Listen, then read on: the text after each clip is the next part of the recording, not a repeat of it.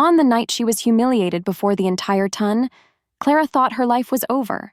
She was scorned, mocked, and left to vanish into the shadows. But one kiss, stolen beneath the cathedral's cold light, changed everything. A duke's kiss. A kiss that turned scandal into destiny, and a forgotten woman into the most dangerous threat high society had ever seen. Because Clara Whitmore would no longer be hidden, and the world would pay dearly for underestimating her. The flame trembled. So did she. Clara Whitmore cupped her hand around the stub of a candle, guarding its fragile light from the draft that slipped through the cracked window panes of the servants' wing. Shadows stretched across the narrow room, cold, colorless, stripped bare like her place in this house. Her fingers brushed against paper, soft with age, edges curling where the ink had bled from hidden tears. Letters. Her mother's letters. The only inheritance she had been allowed to keep. She traced her mother's handwriting as if it could shield her from the voice that suddenly rang out across the corridor. Sharp, commanding, venom-laced. "Clara, have you forgotten yourself again? You are not to be seen upstairs. Do I need to remind you of your place? Lady Eugenia?" The words cut like glass, even when Clara wasn't the one directly addressed. That voice haunted the walls of the Whitmore estate as much as the ticking clocks and the rattling shutters. Clara folded the letter quickly, tucking it back into its hiding place beneath the floorboard. She had learned long ago that nothing precious could be left in sight, not in a house ruled by a woman who despised her very existence. Yet even as she blew gently on the candle, her chest ached with something she never dared to name aloud. The need to be seen, if only once, if only by someone who truly mattered. Down the corridor, the echo of laughter danced, light, frivolous, shallow. Lydia. Her stepsister's voice, honey-sweet and hollow, carried easily through the servants' wing. Clara's lips tightened. Lydia had never been made to lower her voice. Lydia had never been hidden. "Mother, do you think he will notice my new gown? The Duke must, surely. And when he sees me—" Lydia's giggle turned sharp with self-satisfaction. "He will not be able to look away." Clara's chest constricted. Not because she wanted her stepsister's life. No, Lydia's vanity held no allure. But because she knew what her stepmother was plotting. Every scheme, every cruel word, every stolen inheritance had been building to this moment, securing the Duke of Ravenscroft as Lydia's husband. And Clara? She was to remain a ghost. The ledger lay open on the servants' table, a long column of figures written in an untidy scrawl. Clara's fingers itched. She reached for the quill, unable to stop herself. Even here, hidden in shadows, she could not watch a mistake without correcting it. Her stepmother's steward had muddled the grain accounts again, counting casks that no longer existed. Clara's eyes skimmed the page, her mind quickening as she balanced numbers silently in her head.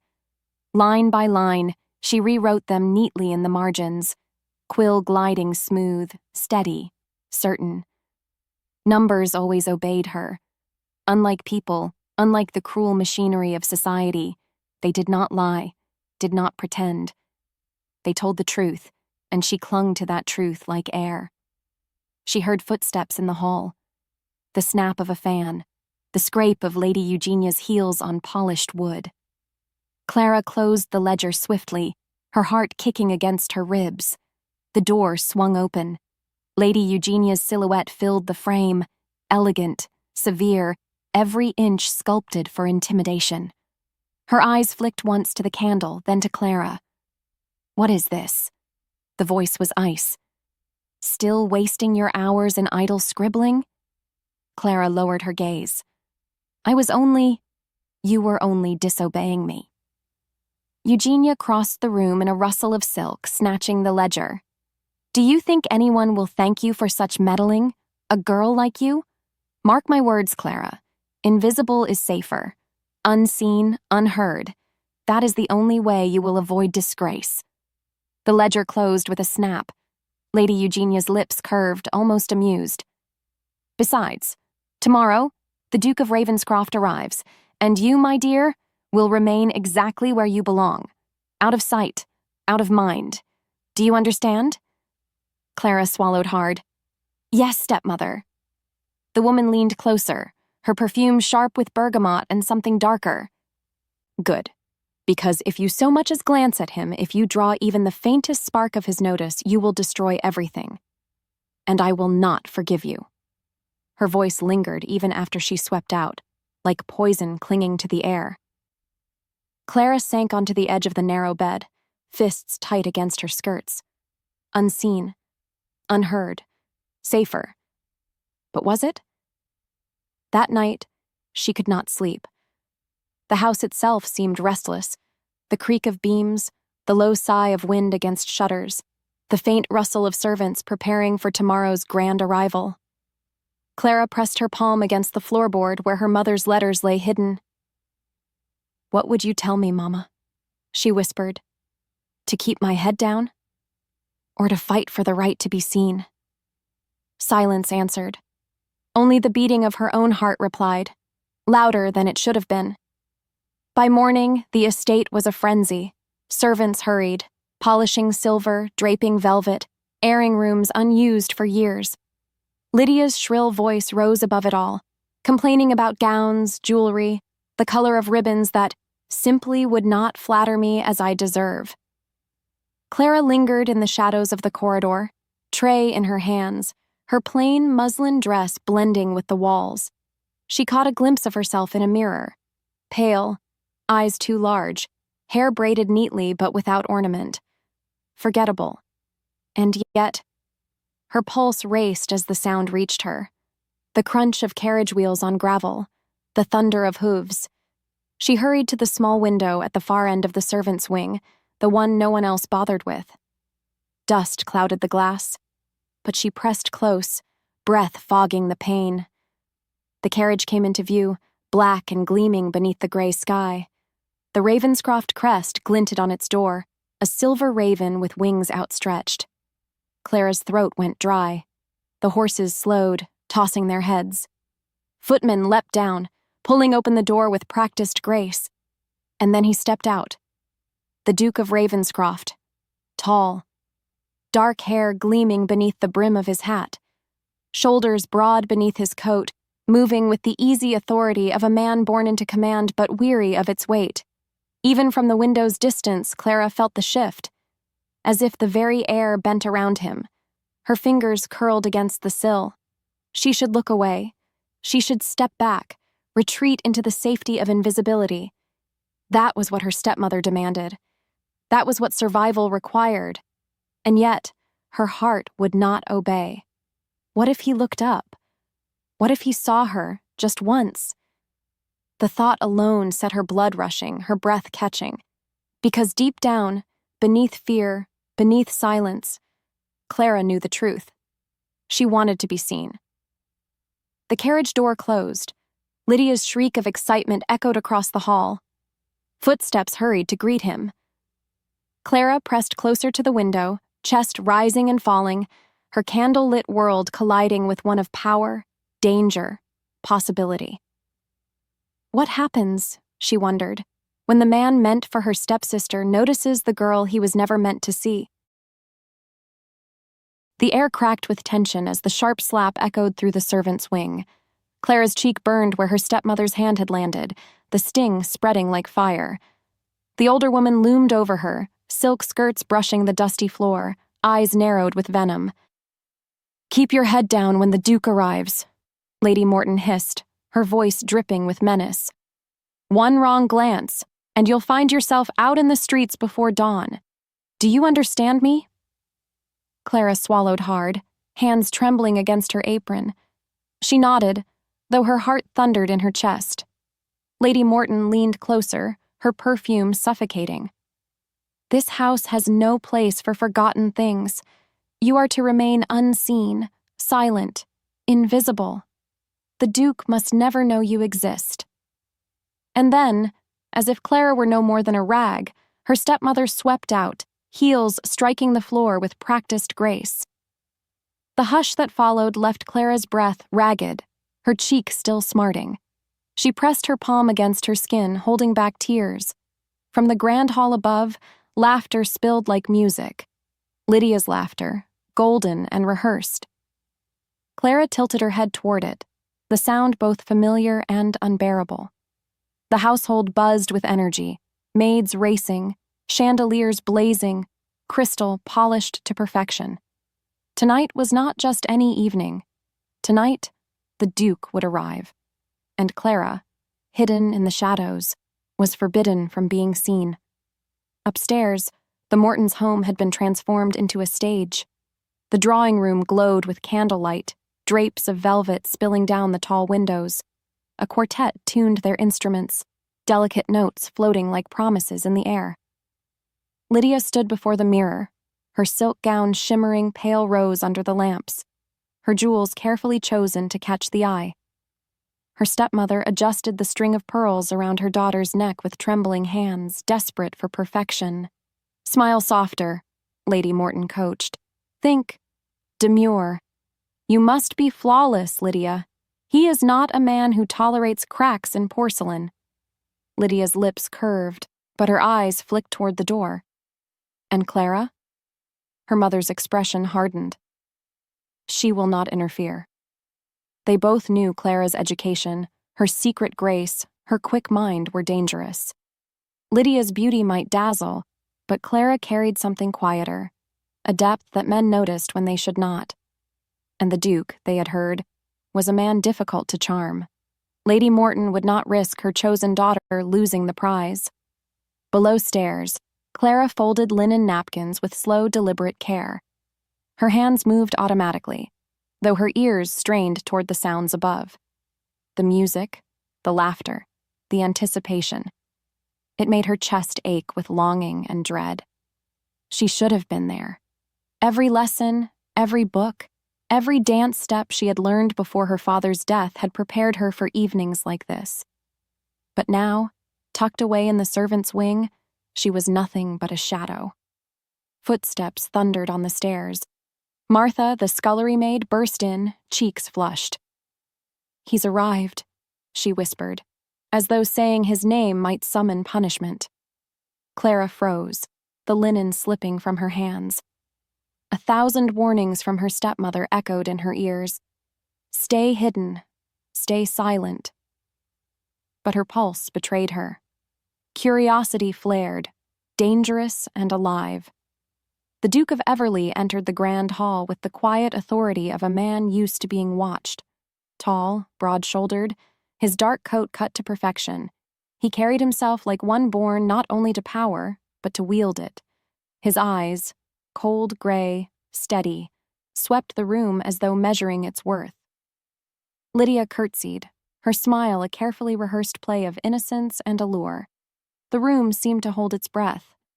Clara, crouched just behind the carved balustrade of the servants' staircase, dared to watch through the narrow gap. For a moment, her breath caught. The Duke's gaze, sharp and searching, passed over the crowd of fluttering ladies and bowing men, then halted. Not on Lydia, not on the gleaming chandelier, but lower, toward the shadows. Clara's stomach dropped. She shrank back, pressing herself against the wall, heart slamming against her ribs. Had he seen her? Impossible. Unthinkable.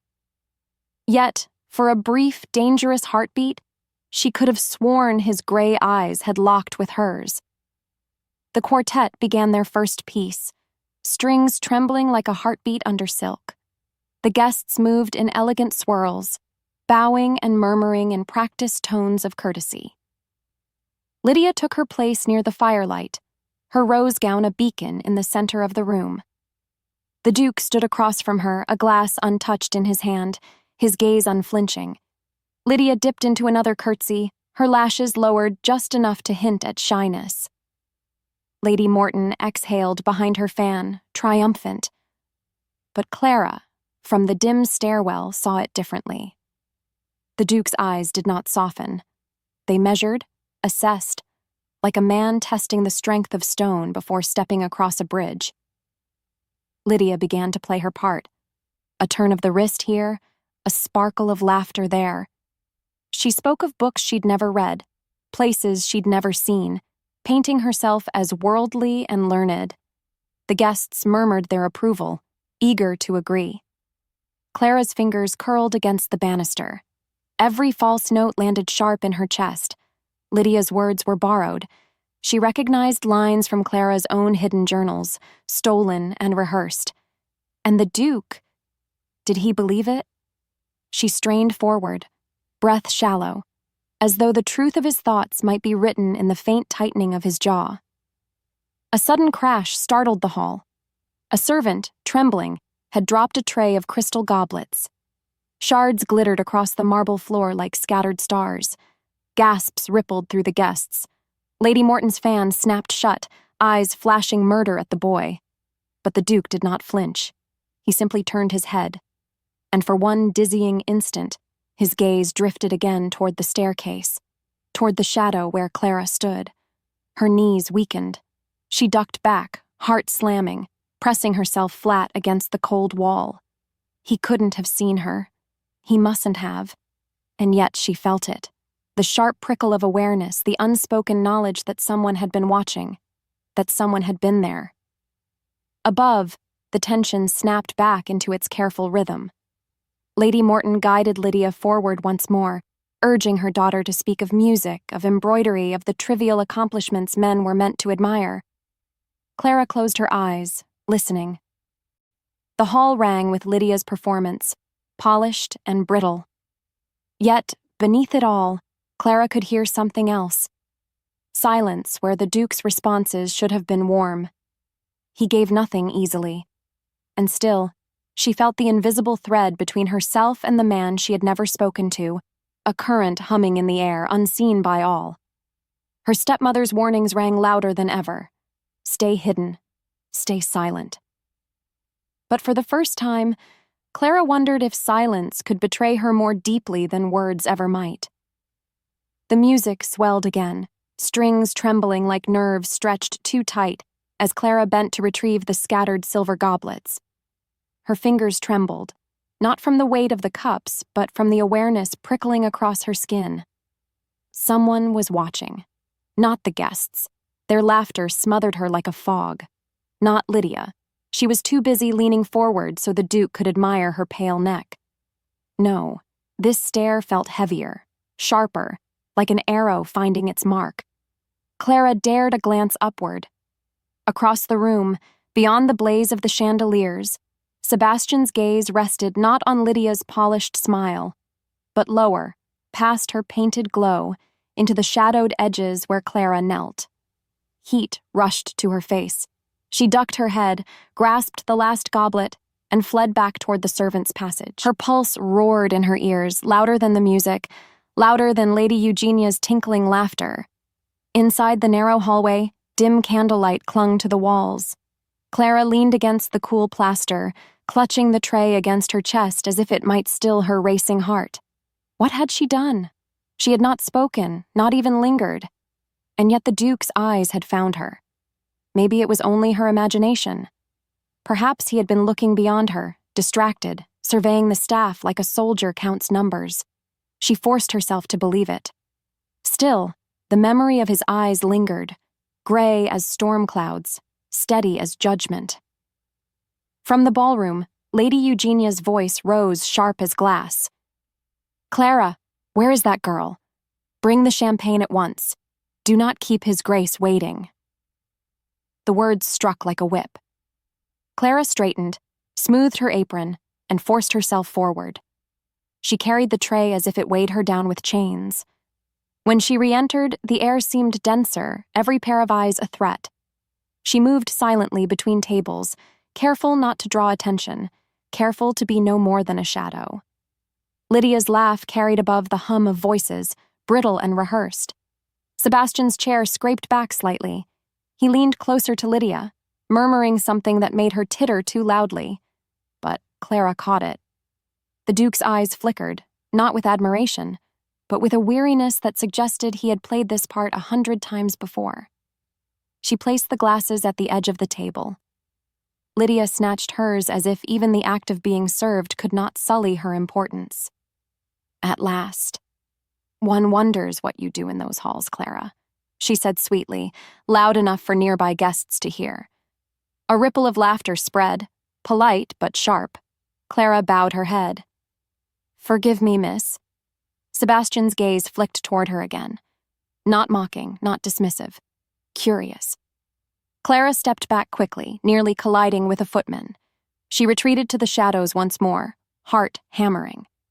Later that evening, when the music softened into a gentle waltz, Lydia was coaxed to the center of the floor. Gasps and admiration followed her as she swept into a curtsy. Lady Eugenia beamed, triumphant, as though the entire performance were her own. Clara lingered near the wall, her duties momentarily stilled. She knew this dance had been practiced endlessly, Lydia perfecting every step while Clara played the violin softly in the background, unseen, unpraised. Now Lydia glided in the Duke's arms, eyes shining too bright. Yet even in the swirl of motion, Clara noticed it, Sebastian's measured movements, the faint stiffness in his shoulders, as if duty alone kept him steady. And then it happened. As Lydia spun, her heel caught on the hem of her gown. She faltered, just enough that her mask of perfection cracked. A collective breath held. Clara's own hands twitched as if to rush forward, though she had no right. But Sebastian steadied her with practiced ease, covering the misstep with a graceful turn. Applause followed, the mistake smothered beneath charm. Lydia's blush might have passed for bashful delight to most eyes. To Clara, it was desperation disguised as sweetness. She almost pitied her, almost. From there, the night grew heavier. Whispers trailed from corner to corner, small, brittle cracks in the illusion Lady Eugenia had spun. Lydia laughed too often, spoke too loudly, boasted of things she barely understood. Clara saw the faint crease at Sebastian's brow deepen each time. And still, his gaze drifted, when no one watched, toward the edges where Clara stood. That night, long after the guests had gone and the last carriage wheels had rattled away, Clara lingered in the servants' hall, folding linens by candlelight. The house was quiet, but not at peace. Lady Eugenia's footsteps echoed overhead, sharp and restless. Lydia's voice carried faintly through her chamber door, boasting to her maid of the Duke's attentions. Clara pressed her palm to her chest, steadying herself. She should not think of him, she should not hope. It was dangerous, foolish. He belonged to Lydia's world, to Lady Eugenia's schemes. She was no more than a servant in her own home, invisible when convenient, mocked when noticed. And yet, in the stillness of the night, she remembered the way his eyes had lingered, noticing, seeing. For the first time in years, Clara allowed herself to whisper the thought aloud, trembling and dangerous as it was. He saw me. The words hung in the empty hall, fragile as glass, and once spoken, they could not be taken back. The next morning dawned pale and gray, the sort of light that flattened every color into shadow. Clara moved quietly through the breakfast room, setting out silver trays before the family rose. She kept her head bowed, though her thoughts refused to obey. They pulsed and circled like restless birds, always returning to the same memory, the Duke's steady eyes, the weight of them against her skin. But peace never lasted long in the Whitmore household. "Clara," Lady Eugenia's voice rang like a bell sharpened into a blade. She swept into the room, wrapped in silk that whispered with every step. Lydia followed, her cheeks still flushed from last night's triumph, or what she believed to be triumph. "We made an impression, didn't we, Mama?" Lydia cooed, sinking gracefully into a chair. Everyone saw how His Grace looked at me. Clara stiffened as she laid down a plate of scones. She had seen how he looked. She doubted Lydia had noticed the difference. Lady Eugenia's eyes narrowed, sharp with calculation. "We made the impression we needed," she said. "Now we must secure it before any whispers begin. He is not a man easily swayed by beauty alone, though, of course, you are exquisite, my dear." Her smile did not reach her eyes. She turned abruptly. "Clara, fetch the estate ledgers. I'll not have Lydia embarrassed again if conversation turns to matters of property or income." Clara's heart thudded. She knew this was no request. She bowed her head. "Yes, my lady." As she left the room, Lydia's laughter followed. High, careless, cruel. "Honestly, Mama, what use is she if not to fetch and carry? Sometimes I wonder why you don't send her off entirely." The words stung, though Clara had heard worse. Still, she clutched the ledgers tightly to her chest as if they were her mother's letters, as if ink and numbers could shield her from erasure. By the time the Duke arrived that afternoon for tea, the house gleamed under Eugenia's scrutiny. Servants polished banisters until their hands blistered. Lydia shimmered in blue silk, her hair piled high with pearls. Clara hovered at the edges, carrying trays, her presence once more reduced to shadow. Yet shadows had ears. From her post by the door, Clara caught the low timbre of Sebastian's voice. It rolled through the air like smoke, steady and rich, carrying both weight and weariness. "Tell me, Miss Whitmore," he said politely to Lydia, "do you take interest in the affairs of the estate? Rents, land leases, that sort of thing?" Lydia laughed, far too quickly. "Oh, I leave all that dreadful business to others. Numbers give me such a headache." Eugenia's smile strained. "Lydia has always been more attuned to the refinements of society, Your Grace. Naturally, she will learn in time." Sebastian inclined his head, but Clara saw it, the flicker of disappointment in his eyes, the faint tightening at the corner of his mouth. He lifted his teacup slowly, as though buying time. Then, without warning, his gaze slid past Lydia's shoulder, across the polished room, and found Clara. Her breath caught.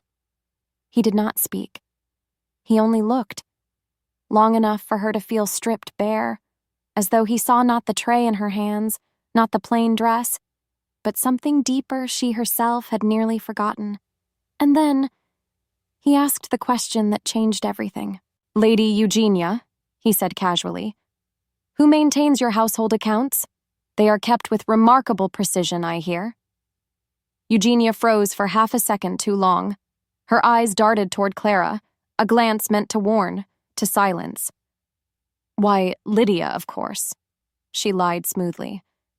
"She is most diligent." Clara bowed her head at once, as if the floorboards demanded her attention. She knew better than to betray herself. But Sebastian's eyes remained steady, piercing, as though he already knew the truth. Moments later, the conversation drifted elsewhere. Lydia preened, Eugenia smoothed, and Clara retreated into the hall, her pulse a frantic drum. That evening, long after the tea had ended and the Duke had taken his leave, Clara crept into the study with a candle stub.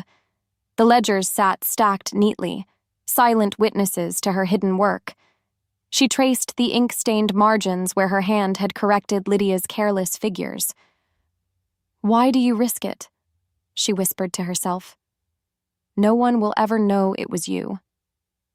But even as she said it, she knew it was no longer true.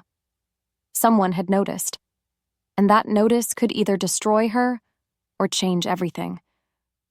Upstairs, in the grand chambers where the air was thick with lavender and false promises, Lady Eugenia's voice carried through the walls. "You must keep his attention, Lydia. Smile more. Laugh less. Do not speak unless spoken to. And for heaven's sake, stay away from those blasted accounts. If he suspects you cannot manage an estate, he will look elsewhere." Lydia sighed. "Mama, he already admires me.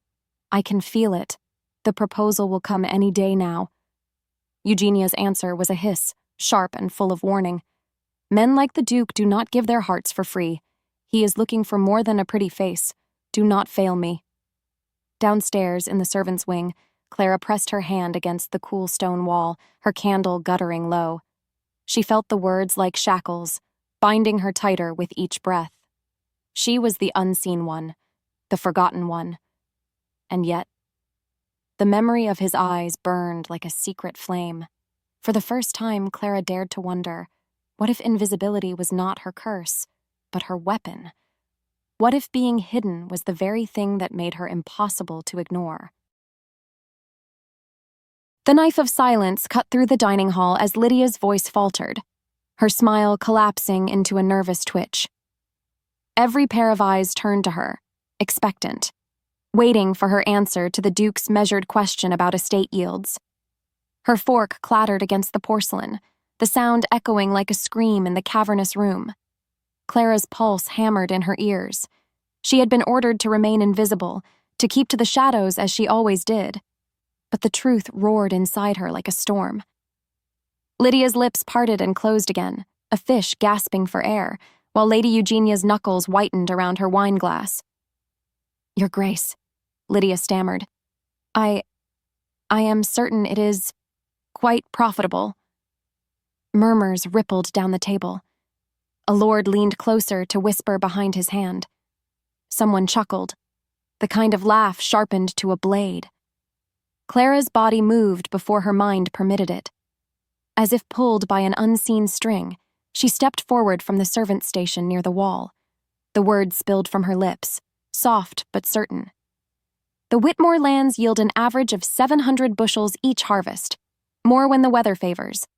Last year's surplus allowed a profitable lease to the tenants along the eastern ridge." The hall froze.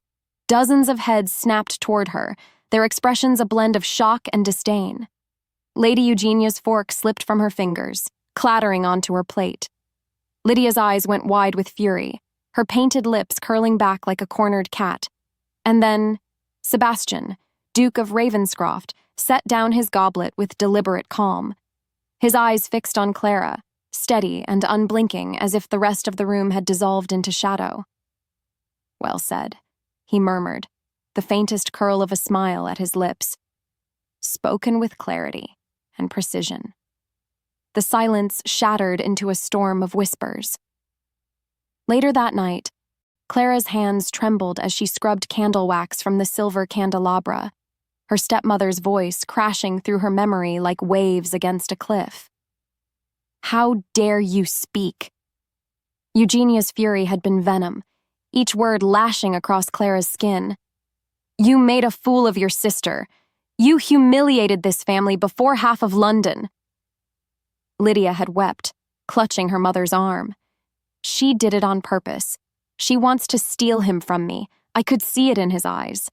And Clara had been ordered to the servants' wing again, banished, silenced, invisible. Yet the Duke's voice still echoed inside her chest, warm and undeniable. "Well said." She closed her eyes, pressing a hand over her heart as if to contain the dangerous flutter inside. The next day, society's whispers sharpened into knives. At the dressmaker's, Lydia heard two ladies tittering behind their fans. "The Whitmore girl cannot even answer a simple question," one giggled.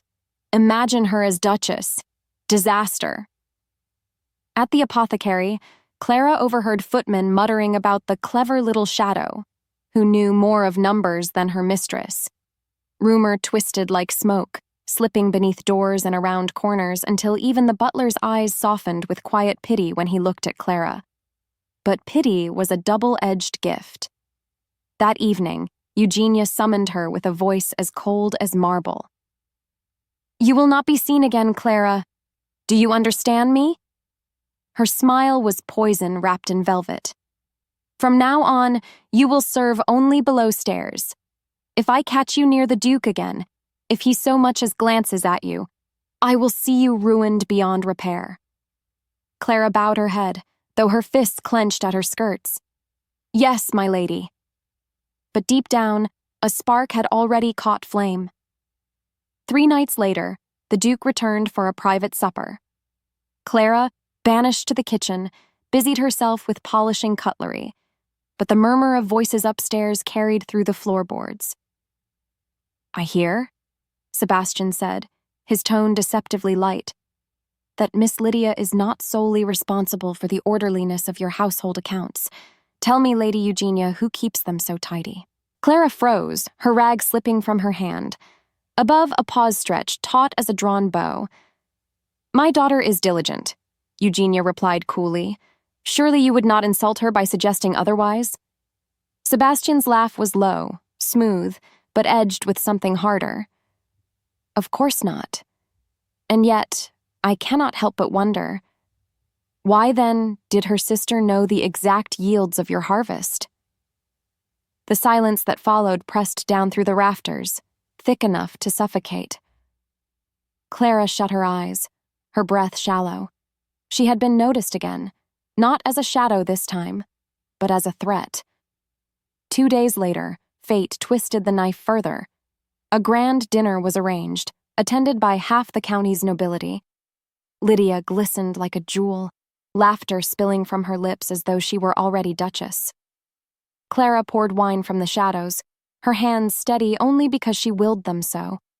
The conversation turned, inevitably, to estates and governance. And when Lydia faltered again, stammering through an answer about tariffs, Clara felt every eye waiting for her to speak. Her tongue burned with the urge, her heart thundered in rebellion. She swallowed the words, but Sebastian's gaze cut across the table and found hers in the shadows. A question lived in his eyes, silent but piercing. Why do you hide what you know? The moment stretched between them, fragile and forbidden. And then, with devastating calm, Lady Eugenia rose from her chair. Perhaps, she said, her voice silken but deadly, we should end speculation once and for all. She turned toward Clara, her smile a predator's snarl masked as grace. My stepdaughter is most obedient. She knows her place. Isn't that right, Clara? The room waited, silent and breathless. Clara felt the weight of 100 stares, the steel grip of expectation. Her lips parted, and the sound of Sebastian's chair scraping back on the polished floor broke the spell. He stood, his expression unreadable. Forgive me, he said, his voice low and dangerous. But I find myself in need of fresh air. He strode from the room without another word. The whispers began immediately, hissing through the hall like serpents. Lydia flushed scarlet. Eugenia's eyes burned like coals. Clara lowered her gaze, but her heart pounded wildly. He had left the room. Because of her. Later, in the moonlit corridor, Clara moved quietly, her candle trembling in her hand. She told herself she only meant to fetch linens, nothing more. But when she turned the corner, she froze. There he was, Sebastian, standing at the tall window, moonlight painting his profile in silver. His jaw clenched, his hand braced against the stone. He turned as if he had known she was there all along. Miss Whitmore, he said softly. Her heart stopped. Your Grace, I should not... Do not apologize. His gaze caught hers, held it, would not let her flee. You are the only one in this house who speaks with honesty. Do you know how rare that is? Her lips parted, but no words came. He stepped closer, the air between them electric, fragile. I do not know why your stepmother keeps you hidden. But I see you, Clara. I see you. The candle guttered between them, its flame bending toward him as though drawn by the same pull that swayed her heart. For a single breath, she let herself believe him. And then, footsteps echoed down the hall. Sebastian drew back at once, his mask returning, the Duke once more. We must not be seen. Clara nodded, her pulse a frantic song. As the footsteps neared, he slipped into the shadows, but not before his fingers brushed hers, light as a whisper, leaving her skin tingling with dangerous promise. That night, Clara lay awake in the servants' wing, her mother's letters clutched to her chest. She was still invisible to the world, still erased by Eugenia's cruelty. And yet, somehow, impossibly, she had been seen. And that simple truth terrified her more than being forgotten ever had. Because now, she had something to lose. The slap cracked across Clara's cheek so hard she reeled, her vision bursting with stars. She caught herself against the cold stone wall, breath torn from her lungs. You little wretch! Lady Eugenia hissed, her face twisted with venom. I saw it. Do not dare deny it. Clara's throat burned. Saw what? Eugenia seized her by the wrist, nails biting into flesh. His Grace, in the corridor, his eyes on you, like you were worth something. She yanked Clara closer, her perfume thick and suffocating. You will not steal this from Lydia. You will not shame this family again. I wasn't... The other woman's grip tightened until Clara gasped. I will bury you in your silence if I must. Eugenia's whisper was low, deadly. One word, one glance, and I'll make certain no house, no suitor, no position in England will have you. You'll be cast aside, forgotten, a stain on the Whitmore name. Clara's pulse thundered in her ears, fear mingling with fury. But before she could reply, a sound echoed down the hallway, the deliberate tread of boots, each step a warning drumbeat. Eugenia's eyes flared wide, and she shoved Clara back into the shadows, just as Sebastian rounded the corner. The Duke's gaze swept the corridor, keen as a hawk. His eyes flicked from Eugenia's poised smile to Clara's trembling figure half hidden by darkness. Lady Eugenia, he said, his voice smooth but carrying steel beneath. Out late? Eugenia dipped her head, graceful even in deceit. Only ensuring the household retires properly, Your Grace. My stepdaughter... She gestured carelessly toward Clara as though she were a piece of furniture, is sometimes slow to her duties. Clara swallowed the cry clawing up her throat. Sebastian's gaze lingered on her, searching, questioning, but he said nothing. Instead, he offered the faintest nod, then turned back to Eugenia. See that your family is rested. Tomorrow will be a long day. With that, he strode past, his coat brushing close enough that Clara caught the clean spice of his cologne, his presence a shield she was not allowed to touch. Only once his footsteps faded did Eugenia lean in close, her voice dripping acid. You see, even when he notices you, he walks away. He knows your place, even if you don't. And then she was gone, her skirts whispering against the floor, leaving Clara pressed against the wall, her cheek burning, her heart shattered and ablaze all at once.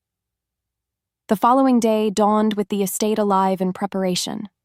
A hunting party had been arranged, one of Lydia's many orchestrated performances to display her charm. Horses pawed at the gravel drive, dogs barked, and liveried grooms bustled to and fro.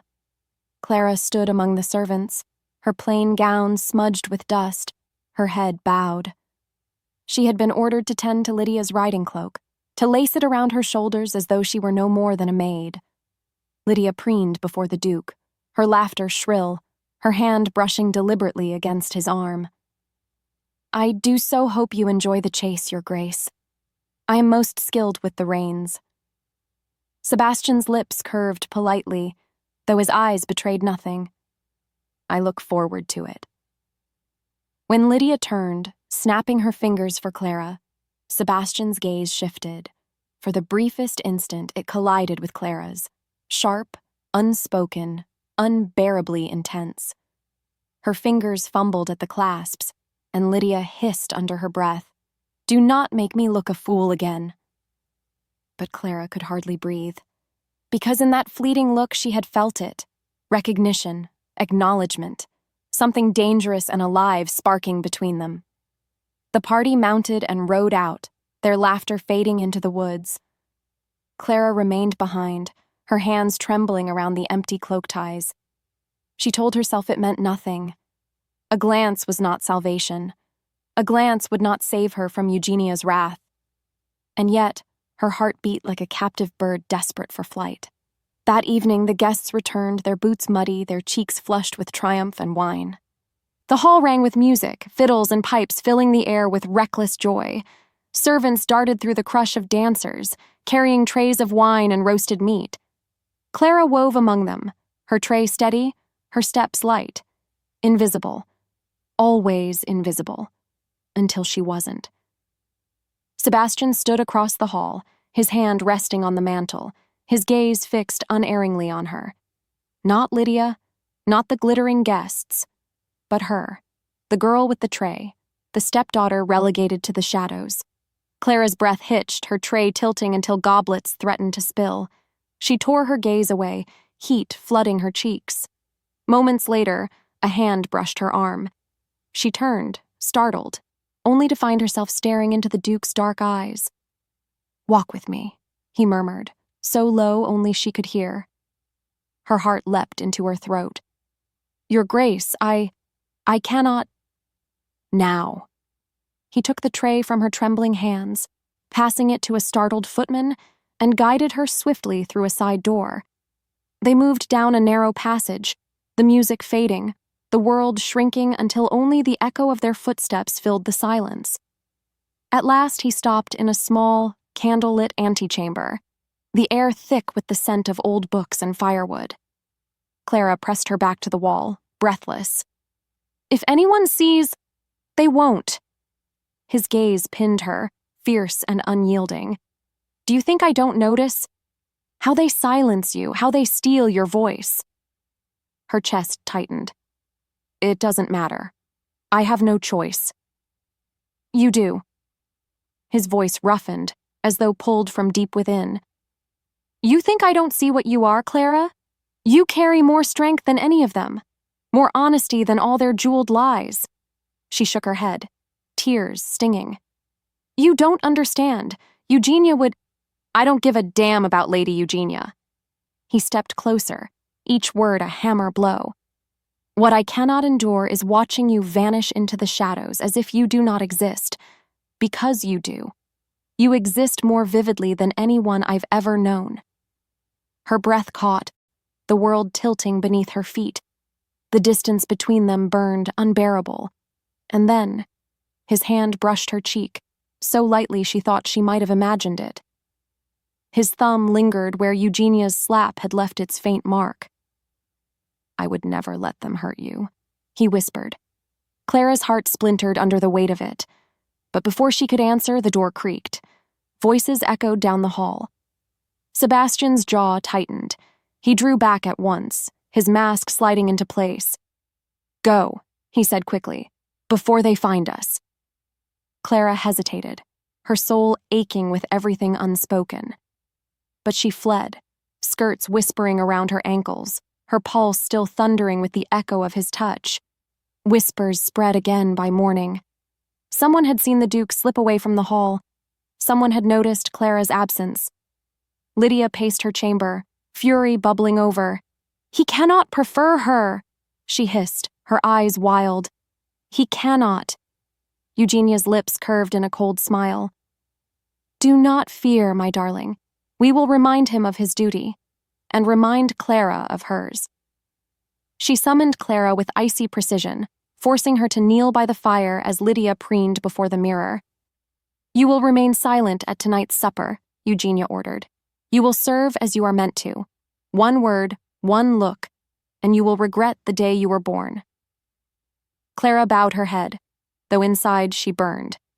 But when supper came, when Lydia simpered and Sebastian's gaze cut through the glittering lies, Clara knew her silence was no longer enough, because the truth was clawing at her throat, because she had been seen, because no matter the danger, she could not go back to the shadows again, and somewhere deep inside, she knew Sebastian would not let her. The letter burned in Clara's hand. Sealed with Lydia's crimson wax, its edges still warm from the fire where Eugenia had pressed it, the words inside were poison, her ruin carefully folded in parchment. She hadn't meant to see it, but she had been ordered to carry it to the messenger, and one careless tear in the seal revealed enough. "Dearest Lord Ashcombe," it began, written in Lydia's hand but signed with Clara's name. "I cannot keep silent any longer. My affections for you are unseemly, but I am powerless before them. Tomorrow night meet me in the garden where the moonlight may hide our sin." Her breath caught, horror strangling her. They had forged a letter, her name tied to scandal, her virtue weaponized. If discovered, she would be branded wanton, a seducer of men, while Lydia sat beside the Duke in innocence. Her knees buckled. The servant's wing seemed to close around her, shadows pressing in. And then a voice sliced through the silence. "Reading your own filth, are you?" Lydia stood in the doorway, candlelight painting her face in cruel relief. She swept into the room, her silks whispering like knives. "I thought perhaps you'd faint at the scandal of it all. But no, you look almost relieved, eager even." Clara's throat constricted. This is false." "False?" Lydia laughed, sharp as shattered glass. "It will be truth by tomorrow night. Ashcombe will find the note convincing enough, and when he arrives, so will half the house. Imagine it. Caught in a tryst, branded a whore. No duke would come within a mile of you." Clara staggered back, her hands trembling. "Why? Why do this?"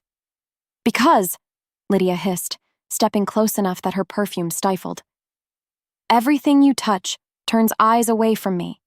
You with your quiet airs and your haunted looks. Men notice. He notices." The words struck like ice through Clara's veins. He. She didn't have to ask who. "You're nothing," Lydia spat, "and tomorrow all of society will see it." With that, she snatched the letter from Clara's hand and swept out, leaving silence thick as ash in her wake. The next evening, the household glittered with preparation for the supper. Candles flared, goblets gleamed, and laughter echoed from the hall. But Clara's chest was a cage of dread.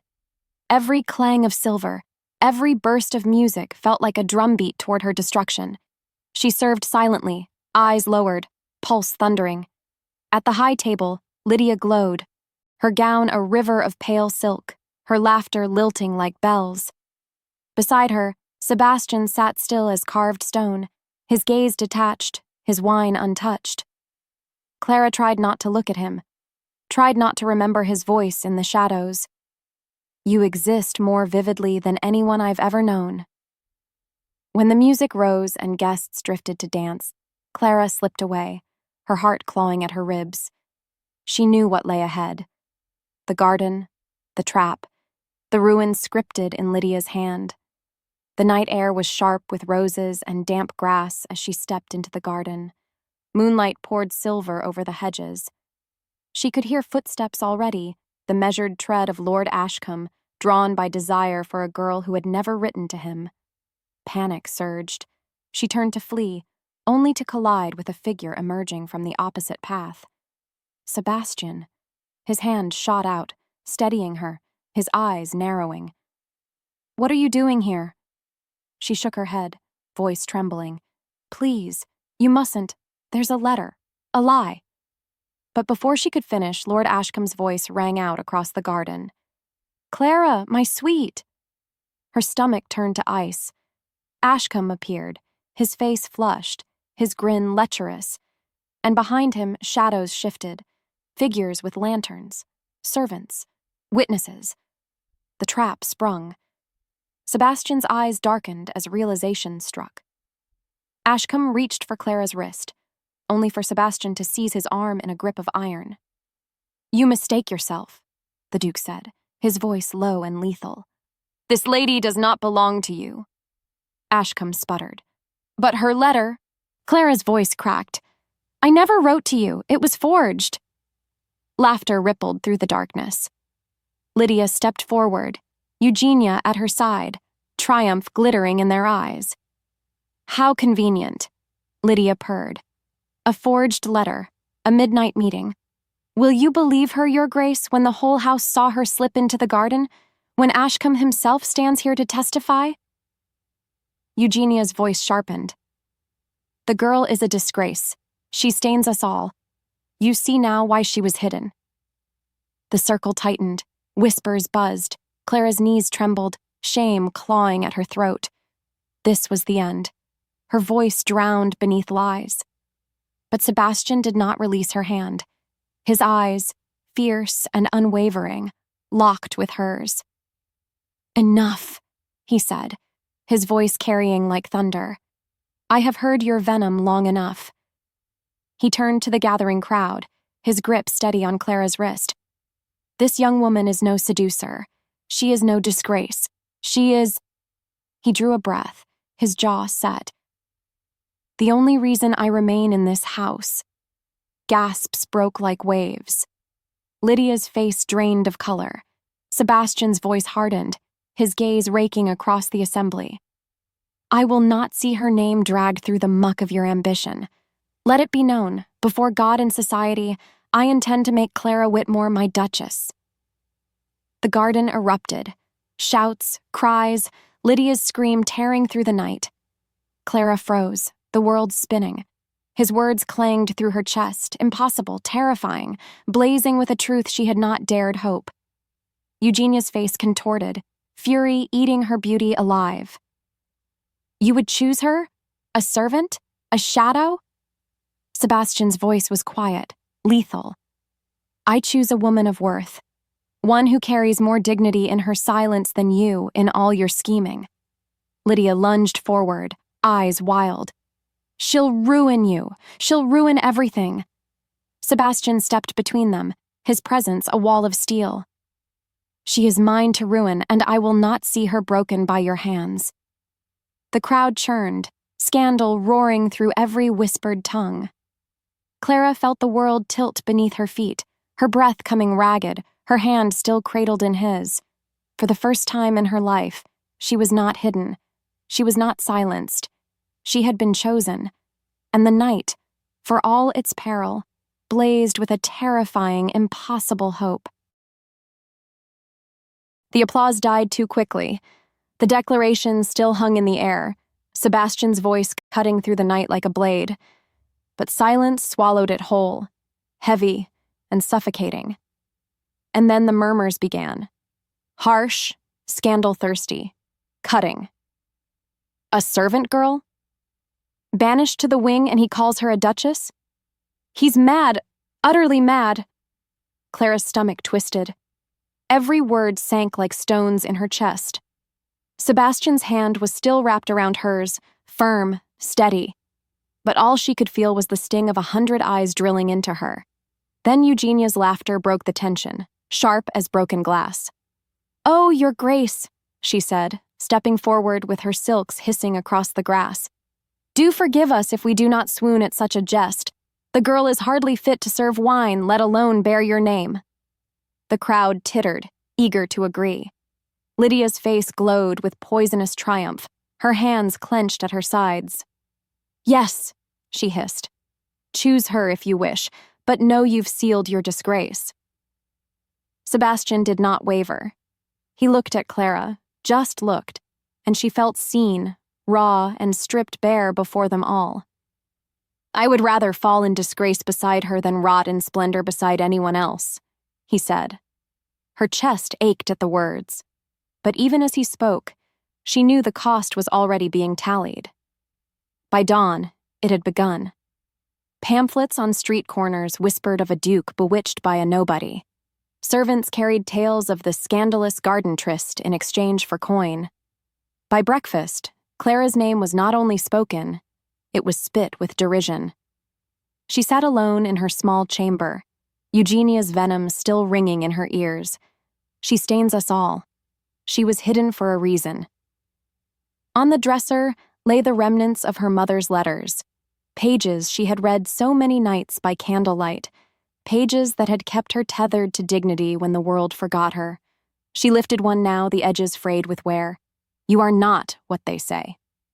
Hold your head, my love, for you are mine, and that is enough. Her eyes burned. She pressed the letter to her chest, wishing words could shield her from the weight of scandal. The next night she was summoned. The grand drawing room smelled of bergamot and smoke. Sebastian stood near the fire, his hands clasped behind his back, his shoulders taut. He looked up when she entered, and the strain in his eyes broke her. You should not have done it, she whispered, unable to meet his gaze. Not before them. Not like that. Would you have preferred I stayed silent? His voice was low, fierce. Watched them tear you apart while I sipped my wine? I will not pretend. You don't understand, she said, shaking. You carry a title, power. You can recover from scandal. I cannot. His jaw clenched. Do you think me so weak that I would bend to their whispers? "It isn't weakness," she cried, the words spilling out raw. "It is survival. They will never forgive you. And me? I will not survive their scorn. She broke off, choking on her breath. I was not made to be seen. For a moment, only the fire crackled. Then Sebastian moved, closing the space between them, his hand cupping her chin. "You were made," he said softly, "to be loved." Her eyes stung, but she forced herself to pull away. Love cannot erase a ruined name. His voice turned steel. "Then I will rewrite it." But as his hand fell, the silence stretched, heavy with the truth neither of them could deny. His family, Parliament, all of London, none would let it stand. Days passed in a blur of whispers and poisoned glances. Clara was forbidden from entering the main hall. She ate alone, walked alone, hid in corners like a shadow too stubborn to fade. Servants who once ignored her now smirked at her shame. And then came the blow that gutted her. A letter, pressed into her palm by a trembling maid. The seal of Ravenscroft glittered in the wax. She tore it open with shaking fingers. "Clara," it read, "I must do this. For now. The pressure from the lords has become unbearable, and my silence could unravel more than my name. I must announce my intentions with Lydia to stem the tide. Believe me when I say this is not the end. Forgive me. Yours, S." Her hands went numb, the words blurred. With Lydia. No air, no ground beneath her feet. Only a hollow ache, vast and endless. She sank to the floor, the letter clutched in her hand, and sobbed until her throat was raw. The ballroom blazed with light that night. Candles shimmered in gold chandeliers, music soared, and Lydia preened at Sebastian's side, her smile painted wide for the crowd. From the shadows above, Clara watched through the railing, invisible again, as she had always been. When Sebastian raised his glass, the words cracked her open. "To Lady Lydia Whitmore, my intended." The hall erupted. Applause, cheers, clinking goblets. Clara pressed a fist to her mouth to stop the scream rising in her throat. Her mother's letters lay ashes in her chest. She could not breathe. She could not be. And when Sebastian's eyes flicked upward, searching, always searching, he found her in the shadows, just for a heartbeat. Their gazes locked. His lips trembled, his eyes hollow with a grief that mirrored her own. Then the music swelled, and Lydia laid her hand possessively on his arm, her laughter ringing clear. Clara turned away. She walked down the corridor, the music muffled behind her, and into the night. The wind was cold, the sky vast and pitiless. For a moment she thought of running, of vanishing into the world, nameless and free. But even in her despair, she knew the truth. She could not outrun the cage of her name, not until she shattered the bars herself. And so, with tears still hot on her cheeks, Clara swore beneath the stars, "If they will not let me speak, then I will make them listen. If they will not see me, then I will make them look." But for now, she was broken. For now, she was ash. And tomorrow, she would rise from it. Under the blazing chandeliers of Lord Ashcombe's ballroom, the music crashed to silence as Lydia collapsed mid-dance, her jeweled gown pooling like spilled wine across the polished floor. Gasps rippled through the crowd, an omen, a spectacle, a scandal in the making. Servants rushed forward, but the Duke of Blackthorn did not move. His gaze swept past Lydia's convulsing form and locked instead on the shadow at the edge of the room. Clara, frozen, exposed. She bolted. The crowd's shrieks muffled in her ears as she tore down the marble corridor, slippers striking stone like a warning bell. Her lungs burned, her vision blurred, but she knew that someone followed. The echo of boots, steady, unrelenting, like the pulse of fate closing in. "Clara!" A voice like a command, sharp as steel. The Duke. Her heart slammed against her ribs. She darted left, into a servant's passage, the smell of damp linen and coal dust rushing at her. The narrow stair twisted downward, her skirts tangled, nearly sending her sprawling, but she caught herself, palms scraping against cold stone. When she burst into the kitchens, heat hit her full in the face. Roasting meats, boiling pots, a dozen startled servants staring. She stumbled past them, desperate, clutching her skirts like a shield. "Stop her!" someone barked. But she was smoke, slipping through the haze of steam, pushing out into the night. The garden air slapped her skin, cold and merciless. She gulped it down, chest heaving, as she pressed herself against the ivy wall. Her stepmother's words seared through her mind. "Stay hidden, stay small, or you will ruin us all." But it was too late. The Duke had seen her. The night did not forgive. Every rustle of leaves became footsteps, every flicker of torchlight a threat. Clara clutched the wall and edged along the garden path, trembling with each breath. Beyond the hedges, music resumed, a waltz this time, sweet and oblivious, as though Lydia had not collapsed like a puppet with its strings cut. Clara's throat tightened. She'll blame me. She'll say I caused it. The fear coiled, sharper than any blade. Then the footsteps came again. Not echoes, real, heavy, growing closer. "Clara." His voice rolled across the garden, deep and measured, not raised in fury, but in inevitability. He was not asking. He was summoning. Her fingers dug into the ivy. She couldn't answer. She couldn't breathe. A shadow stretched long over the gravel. He had found her. The Duke stopped a few paces away. Moonlight carved his profile into something merciless, carved from bone and command. His eyes pinned her, eyes that had caught her once in the crowd, then again by the servants' corridor, eyes that now saw her as though the world itself had parted to reveal only her. "You run as though guilty," he said softly, dangerously. Her voice broke. Her lips quivered, words scattering like frightened birds.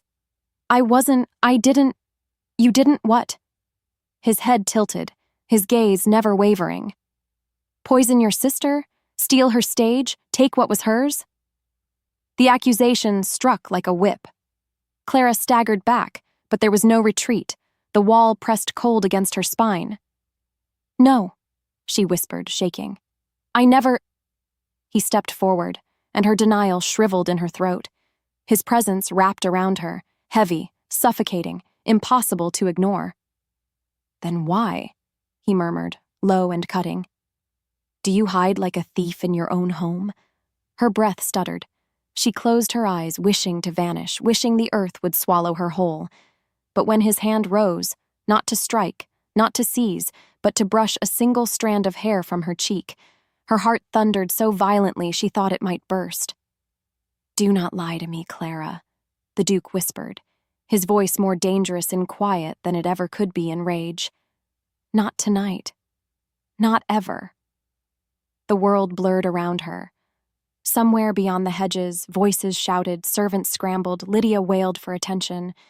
But here, in the garden shadows, Clara was caught in a net she could not escape. He studied her as though searching for the marrow of her soul. "Your stepmother hides you. Why?" She faltered, throat dry. Because I don't belong." A muscle in his jaw ticked. "That is not an answer." Her fingers twisted in her skirts, knuckles white. "You wouldn't understand. Try me." The command left no room for refusal. Clara's chest rose and fell in shallow bursts. She felt the words clawing up, words she had swallowed for years, words forbidden by her stepmother's wrath. "She despises me," Clara whispered, voice cracking. "She says I'm plain, unworthy, an embarrassment. She says if anyone sees me, truly sees me, it will destroy everything she's built. So she hides me." The confession hung between them, sharp as shattered glass. Clara trembled. She expected him to laugh, to dismiss her, to confirm every cruel thing her stepmother had ever said. But he did not. The Duke's expression hardened. Yes, but not in mockery. It was something else, something darker, more dangerous. "She fears you," he said at last, voice like a blade unsheathed. Clara blinked, stunned. "What?" "She fears what you are, what you might take from her precious daughter." His eyes burned with ruthless clarity. "And she is right to fear." The words rooted in Clara's chest, a seed of defiance she did not dare nurture. But the Duke's gaze poured fire on it, forcing it to sprout despite herself. Her lips parted, trembling. "Why do you say that?" "Because I see you." His voice was low, steady, absolute. "And once seen, you cannot be unseen." Her pulse faltered. Her throat closed. For the first time in years, she did not feel invisible, and it terrified her more than her stepmother's wrath, more than Lydia's cruelty, more than the endless shadows she had made her home. She whispered, trembling, "You should forget me." But the Duke only stepped closer, his shadow swallowing hers, his presence anchoring her against the icy wall. "No, Clara," he said, voice dangerous and unyielding. "You should fear that I never will." Her stepmother's slap cracked through the chamber like a gunshot. Clara's head snapped to the side, her cheek blazing with fire. The jeweled rings cut into her skin, leaving tiny crescents of pain that would bloom into bruises by morning. "You wretched little curse!" Lady Harrow's voice sliced through the air, shrill with venom. "Do you think I do not see what you are doing? Slithering into shadows, drawing his gaze like some cheap temptress?" Clara's knees buckled, but she forced herself upright, clutching the edge of the vanity for balance. Her breath came in ragged bursts, her vision swimming, but she would not fall. Falling meant defeat. Falling meant proving her stepmother right. "I did nothing," she whispered, her throat raw. "Nothing?" Lady Harrow sneered, towering over her. "Then how do you explain his eyes on you? How do you explain the way he ignored Lydia, my perfect Lydia, to follow you out into the night?" Clara flinched as the older woman's hand rose again, but this time Lady Harrow let it hover in the air, trembling with restraint. Her face twisted into something monstrous, teeth bared beneath the powder and pearls. "You will destroy us all," she hissed, "unless I destroy you first." The words landed like ice shards, sinking deep, but Clara did not move. She would not give her the satisfaction of trembling, though her insides quaked. "Stay out of sight," Lady Harrow snarled. "Do not speak. Do not breathe. Do not exist unless I command it. If you ever set foot before the Duke again, I swear by my blood, I will see you rotting in the streets." She swept from the chamber in a whirl of silks, slamming the door so hard the candle flames guttered. Clara stood frozen, clutching the vanity until her knuckles blanched, her reflection quivering in the fractured glass. Her stepmother's voice still rang in her ears. "Destroy you first." And Clara knew. It had not been an idle threat. The next morning dawned with rain. Sheets of it lashed against the manor windows, turning the world gray and cruel. Clara woke to the storm's fury, her cheeks swollen and tender, her body aching with the echo of fear. She pulled her shawl close and moved silently through the servants' passage. The household buzzed in anxious whispers. Lydia had not risen, still weak from her collapse, and the Duke had yet to depart. He remained, a storm of his own, prowling the halls with unreadable intent. Every step Clara took felt like a noose tightening. Her stepmother's threat, the Duke's eyes, Lydia's vanity, it all closed in until she could hardly breathe. She ducked into the library, desperate for air, for quiet, for escape. Dust floated in pale beams of light, the smell of old leather and parchment wrapping her like a fragile shield. She pressed her forehead to the cold glass of the window, watching rain race down in trembling lines. But the door creaked open. Clara spun, heart lodging in her throat. The Duke of Blackthorn filled the doorway. His presence was a thunderclap, dark coat dripping rain, boots striking the rug with slow, deliberate steps. His eyes found her instantly, sharp and unwavering, and she knew. He had been searching. Clara backed away, hands curling into fists. You shouldn't be here. He shut the door behind him with a soft thud. Nor should you. The silence roared. She could hear the rain hammering the glass, the frantic beat of her heart, the faint rasp of his breath. Your stepmother hides you like contraband, he said, voice steady as steel. Why? Her lips parted, but no sound came. She had already confessed once in the garden, and it had nearly destroyed her. If he repeated her words to Lady Harrow, if he exposed her secret, she would be finished. I can't. You can. He stepped closer, his shadow stretching across the floor, swallowing her. Because if you do not, I will find the truth myself, and you may not like how I do it. Her pulse throbbed painfully in her temples. His eyes burned into her, unrelenting, pulling her secret, out thread by thread until she could not hold them anymore. She says I'm nothing, Clara whispered, voice breaking. That I shame her, that Lydia is the only one who matters. She says if anyone sees me, it will ruin everything. The Duke's jaw tightened, his expression darkening like a storm front. Then she is a fool. Tears stung Clara's eyes. She turned away, pressing her palms against the glass, desperate to hide her weakness. You don't understand. If she finds out I spoke to you, she already suspects. His voice was low, certain. I saw it in her eyes last night. She hates you because she knows. Clara's breath caught. Knows what? That you are the one worth seeing. Her knees went weak. She gripped the window frame, the rain cold against her forehead, her whole body trembling under the weight of his words. The Duke stepped closer until the heat of him pressed against her back, until his reflection stood behind hers in the glass. You cannot hide forever, Clara. Not from me. Not from yourself. Her breath shuddered out. She squeezed her eyes shut, willing the storm to drown her, to wash her away before she drowned in him instead. Please, she whispered, leave me. But he did not move. Instead, his hand rose, hovering just above her shoulder, never touching, yet searing her all the same. His reflection's eyes locked on hers in the glass, and for a heartbeat she felt as though the world had narrowed to only them. The rain, the silence, the truth neither of them dared speak. And then the library door banged open. Your Grace! Clara tore away, breath ragged, as Lydia's maid stumbled inside, her face pale. Lady Lydia requests you immediately. She is unwell again. The Duke's gaze lingered on Clara, fierce, unbroken.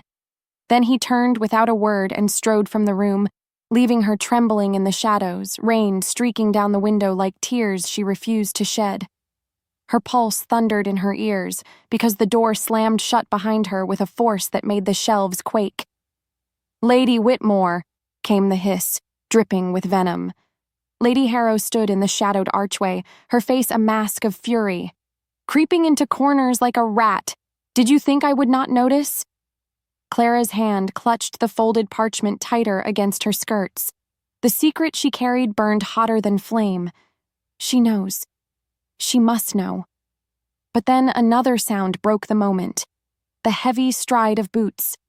The Duke of Ravenshire entered from the adjoining corridor, gaze darting from Clara's pale face to Lady Harrow's rigid posture. Silence crackled, heavy as a storm about to split the heavens. From there, tension unfurled in relentless waves.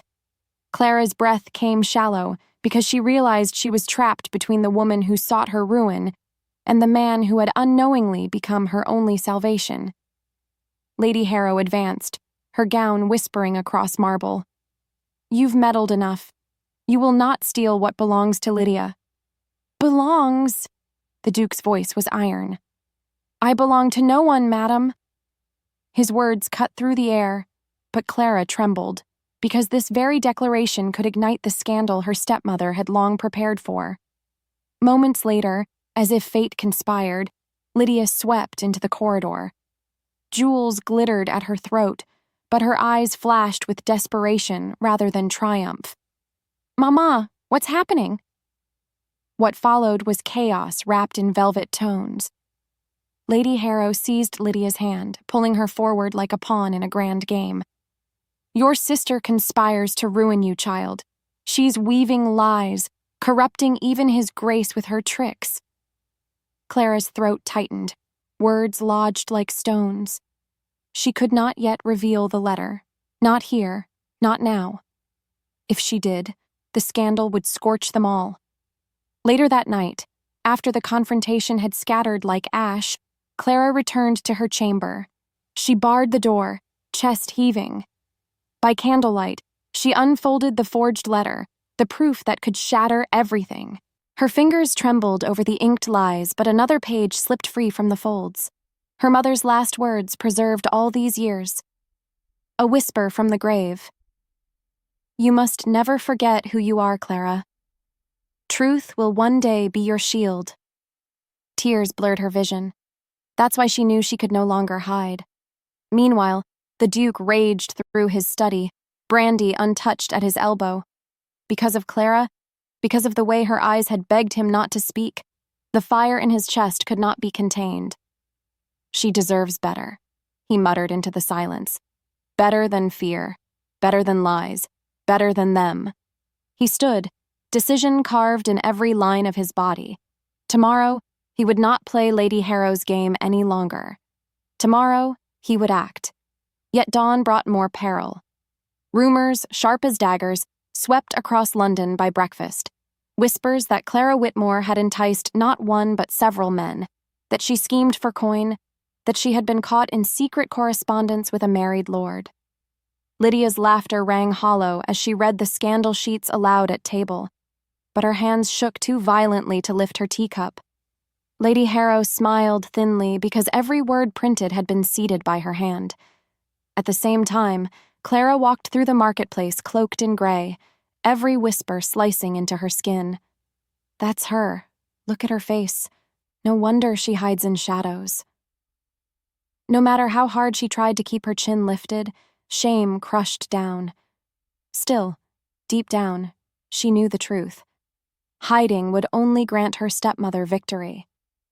She returned home determined, but what awaited was worse. Lady Harrow had locked her chamber, throwing her belongings into the corridor like trash. "You are nothing," Lady Harrow hissed in her ear. "Not my daughter, not worthy of his hand. Tomorrow you will leave this house forever." That night, thunder rolled across the sky, rattling windows. Clara slipped through the estate like a ghost, clutching her mother's letter in one hand, the forged scandal in the other. The Duke was waiting in the garden because he had known she would come.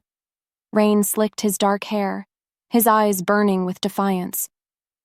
"Tell me it's a lie," he said. "Tell me, Clara." Her voice broke. "It is all a lie, every word. She forged it to destroy me."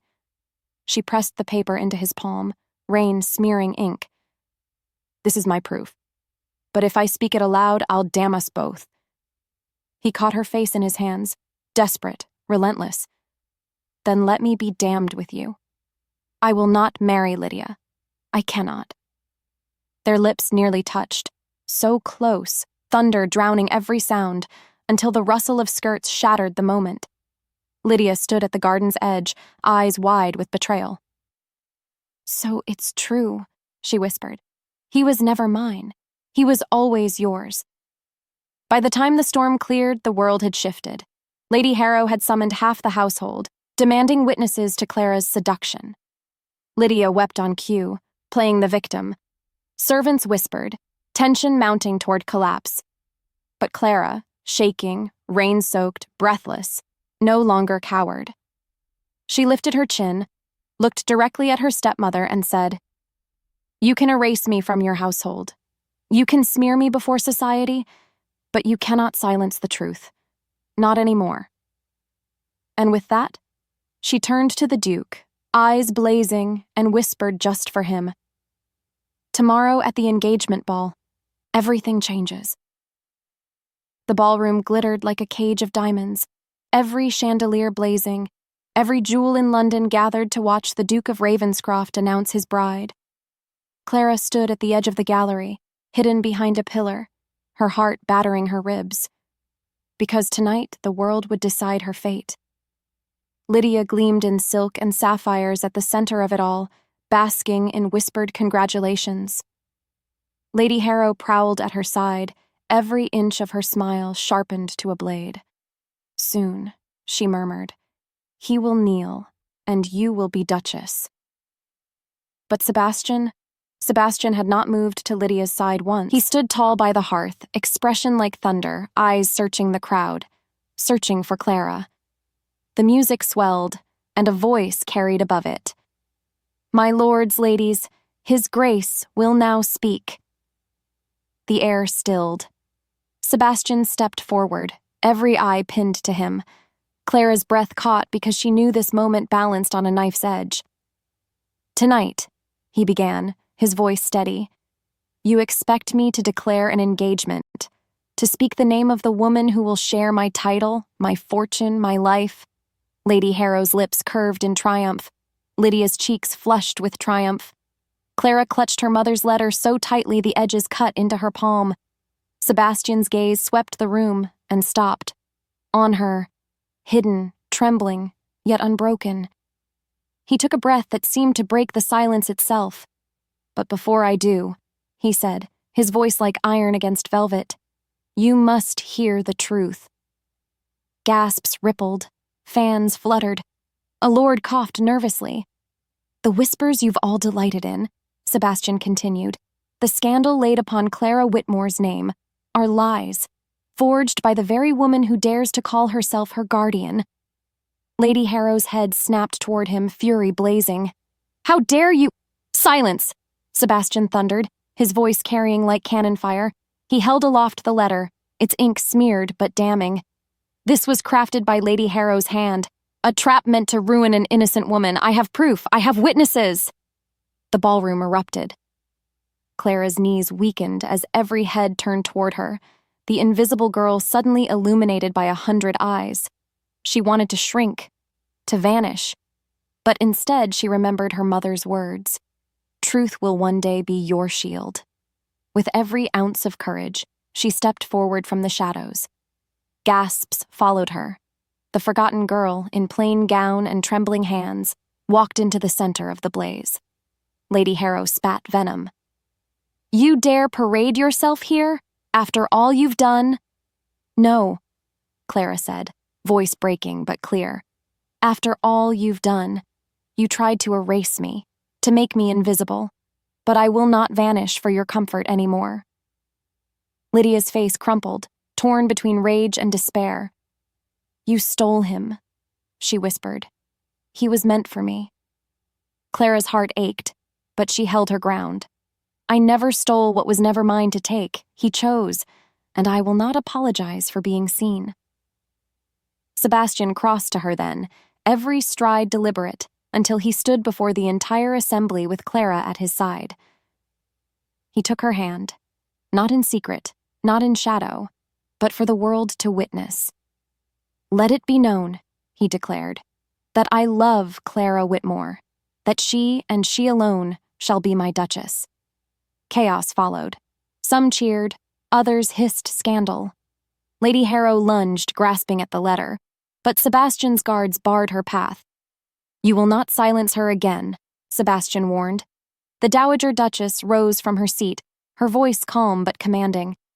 "Society may chatter, but no one will deny the word of Ravenscroft. If he says she is his bride, then so she is." And just like that, acceptance began to ripple.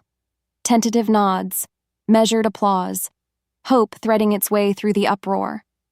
Lady Harrow collapsed into a chair, her schemes unraveling in plain sight. Lydia wept silently, jewels shaking at her throat. And Clara felt the weight of years lift, like chains broken. Sebastian turned to her, voice low enough for her alone. "You saw me when I was tired of masks. I saw you when no one else would. Let them look now, Clara.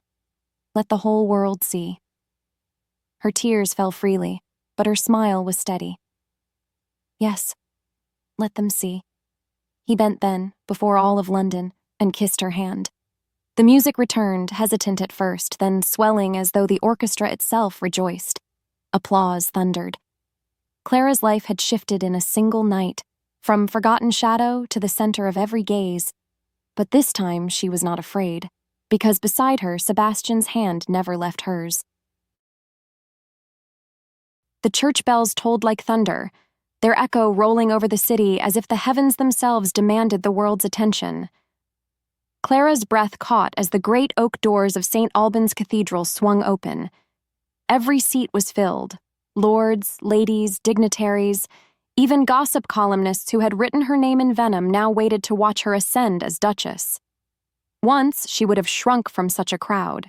Today, she stood beneath their gaze unflinching, because she had survived fire, rumor, and exile, and now she was walking into her destiny. The aisle stretched before her like a battlefield, lined with roses and silks, candlelight flickering against golden arches. Her gown was simple, not dripping with diamonds, yet it shimmered as though each stitch carried the courage it had taken to arrive here. Her fingers trembled around the bouquet. She thought of her mother, of candle-lit letters hidden in the servants' wing, of all the nights she whispered her name so she would not forget it. You are more than their shadows, Clara. Every step she took now was a victory over silence. On the altar, Sebastian waited, regal in black and silver, yet his eyes softened the moment they found hers. The Duke of Ravenshire, the man society had fought to cage, stood defiant before the crown, Parliament, and his peers. And yet, when Clara entered, his chest rose as though he could breathe again. For him, this was no performance. This was salvation. Lady Harrow sat in the farthest pew, face pale, lips pressed into a cruel line. She had been stripped of her schemes, her invitations rescinded, her reputation shredded in the same gossip sheets she once manipulated. Still, her eyes burned holes through Clara, as if willing her to falter. But Clara did not falter. Instead, she lifted her chin and met the stares of every soul gathered, proud, unashamed. The vows began. Sebastian's voice rang out, low and steady. I once thought myself untouchable. That love was a chain to drag me into ruin. But then I found you, in the shadows, where no one else thought to look, and you lit the fire that burned away my fear. Clara Whitmore, I vow before God and man to see you always, to honor the woman who made me braver than any title ever could. A murmur swept the cathedral, the kind that came when truth struck too deeply to deny. Clara's hands shook as she spoke, yet her words carried clear. All my life, I was told to be silent, to shrink, to let others take the light while I vanished.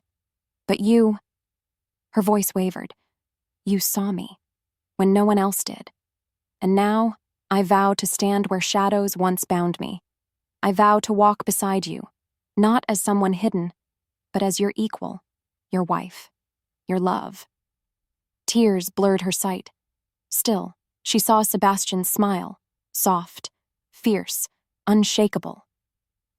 The Archbishop lifted his hand, but Sebastian did not wait for permission. He pulled Clara close, kissing her with a fervor that silenced every whisper, every doubt. The cathedral roared with applause, and bells rang again, announcing what no scandal could undo. Duke Ravenscroft and Clara Whitmore were one. The celebration that followed poured into the streets. Carriages lined the square, music spilled from windows, and commoners cheered for the Duke who had chosen love over duty.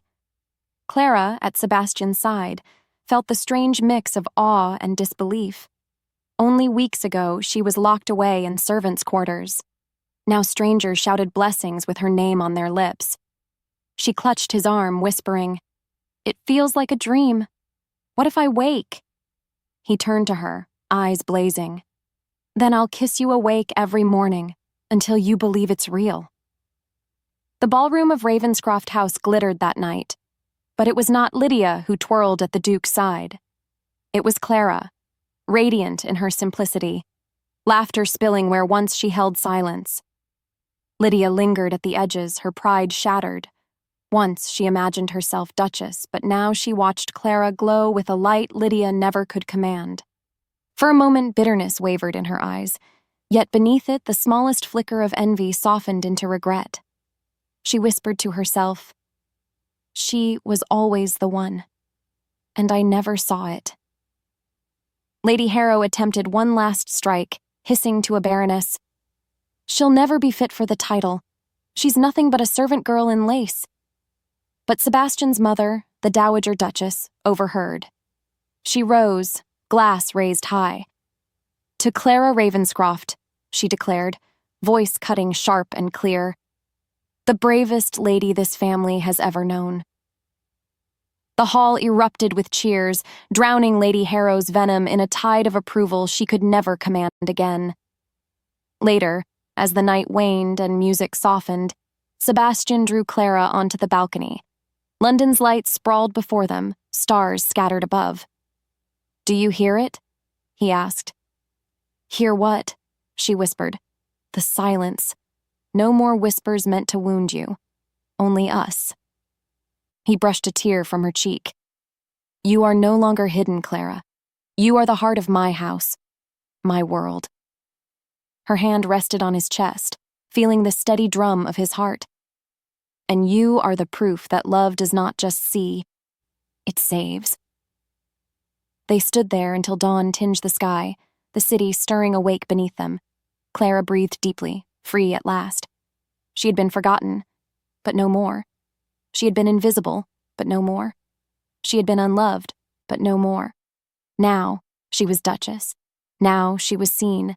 Now she was loved. Final reflection for viewers. If you were Clara, would you have stayed